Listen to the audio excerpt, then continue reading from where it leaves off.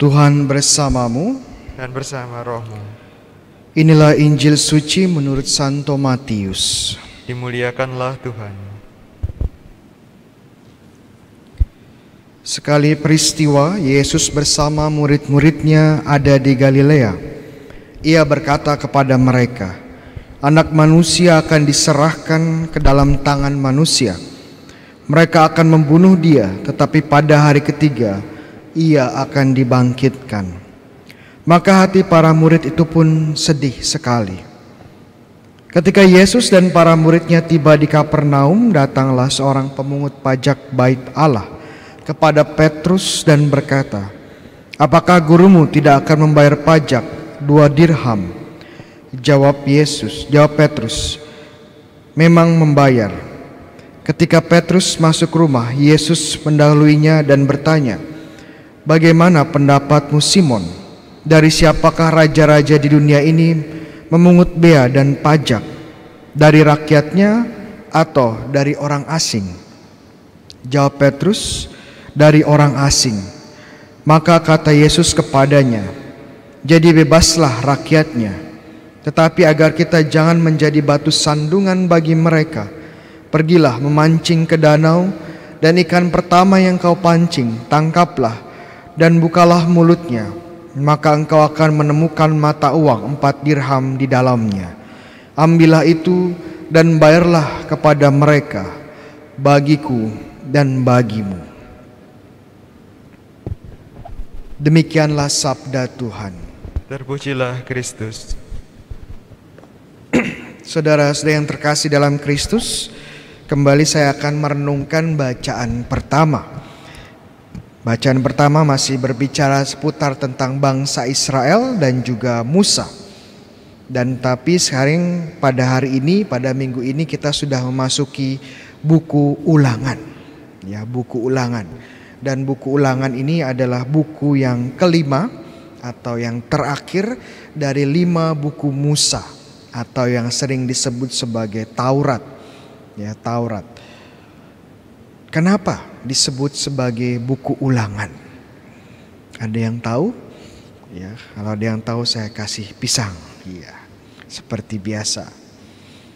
Untuk mengulang kembali ya 5 buku Musa atau Taurat itu apa aja? Pertama ada Kejadian. Ya, kedua ada apa? Ada Keluaran. Ketiga ada Imamat, buku Imamat. Keempat ada Bilangan. Dan terakhir yang disebut sebagai Ulangan. Mungkin kita pernah bertanya, kenapa kok disebut bukunya Ulangan? Ya. Ada ujian kah? Ya. Kayak anak sekolah ada ulangan gitu ya. Ulangan di sini merujuk pada ada hal penting yang diulang Musa. Apa yang diulang Musa? Ya, yang diulang Musa adalah perjanjian Sinai dan hukum-hukumnya. Kenapa perlu diulang, Romo? Bukankah sudah ada di Sinai ya, perjanjiannya? Karena perlu diingat, ya, ini bangsa Israel sudah hampir 40 tahun di padang gurun. Dan mereka sudah siap-siap masuk ke dalam tanah terjanji. Tapi ingat bahwa yang masuk tanah terjanji ini adalah generasi kedua. Makanya 40 tahun. Kenapa? Karena generasi pertama sudah pada wafat, meninggal. Dan digantikan oleh generasi kedua. Dan generasi kedua ini belum membuat perjanjian atau tidak terlibat secara langsung pada perjanjian pertama di Sinai. Dan mereka juga tidak mendengarkan secara langsung hukum-hukum di Gunung Sinai. Sehingga Tuhan melalui Musa perlu mengulang lagi perjanjian yang dibuat di Sinai dan juga hukum-hukum Tuhan di Gunung Sinai. Yaitu kenapa ya ada ulangan? Karena bangsa Israel generasi kedua ini mau masuk ke tanah terjanji dan perlu dipersiapkan. Memang betul ada hal-hal yang diulang kembali. Sebagai contoh ada 10 perintah Allah ya. 10 perintah Allah ada berapa? Ya. Jangan lupa ya, ada satu set. Yang asli itu ada di Keluaran 20. Tapi kemudian Musa ulang lagi di Ulangan bab 5 sebagai contoh. Tapi tidak hanya sekedar mengulang, ada juga banyak peraturan tambahan ternyata. Dan kalau kita perhatikan peraturan-peraturan tambahan ini, hukum-hukum yang tambahan ini terjadi karena kekerasan hati dari bangsa Israel. Ketegaran hati bangsa Israel. Sebenarnya dulu Tuhan hanya buat hukumnya sangat ringkas. 10 perintah Allah dan beberapa hal yang lain. Tetapi semakin jauh bangsa Israel berjalan, semakin banyak peraturan yang diadakan. Kenapa? Karena mereka semakin keras hatinya. Semakin sulit diatur. Sehingga makin banyak peraturan. Contoh yang paling konkret, yang paling terkenal adalah tentang peraturan cerai. Peraturan cerai ditulis di Ulangan 24. 24 apa 26 ya? Saya lupa. Nanti dicek. Dan Yesus mengingatkan di Matius 19, kenapa kalian membuat ya, kenapa Musa mengizinkan cerai? Ini karena ketegaran hati kalian. Karena kekerasan ya hati kalian. Bukan karena Tuhan menghendakinya. Jadi kita bisa lihat banyak peraturan yang terlahir karena ketegaran bangsa Israel.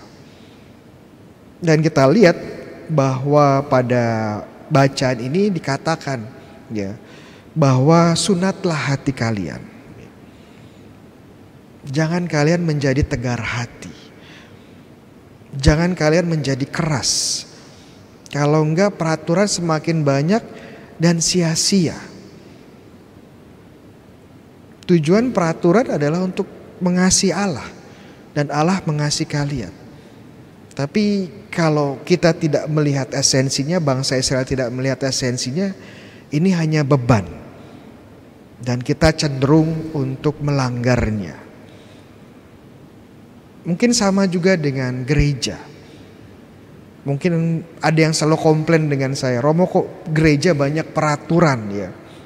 Gereja kok banyak hukumnya ya. Sebenarnya kalau dibandingkan dengan peraturan negara atau hukum negara, undang-undang, ya peraturan gereja nggak ada apa-apanya, sangat sedikit. Tapi tetap aja banyak karena ya mungkin ketegaran hati kita. Karena kita sulit diatur. Tuhan mengatakan jangan membunuh. Tapi gereja harus memberikan banyak spesifikasi. Membunuh itu apa aja? Aborsi. Pembunuhan berencana. Dan masih banyak lagi. Kenapa? Karena kita sering bermain dan tidak bisa untuk mentaati peraturan ini. Makanya gereja harus membuat lebih jelas lagi. Dan akhirnya ya terjadi lebih banyak peraturan. Ini mungkin pelajaran buat kita ya. Kenapa banyak peraturan, kenapa banyak hukum yang bertebaran di sekitar kita, ya mungkin karena kita keras hati. Karena kita tegar hati. Dan mungkin ini undangannya buat kita semua untuk menyunat hati kita. Untuk melembutkan hati kita agar bisa mengikuti hukum Tuhan yang sejatinya adalah hukum kasih. Masihkah hari ini hati kita tegar? Masihkah hari ini kita susah diatur? Masihkah hari ini kita hanya mau dengan apa yang kita inginkan? Amin.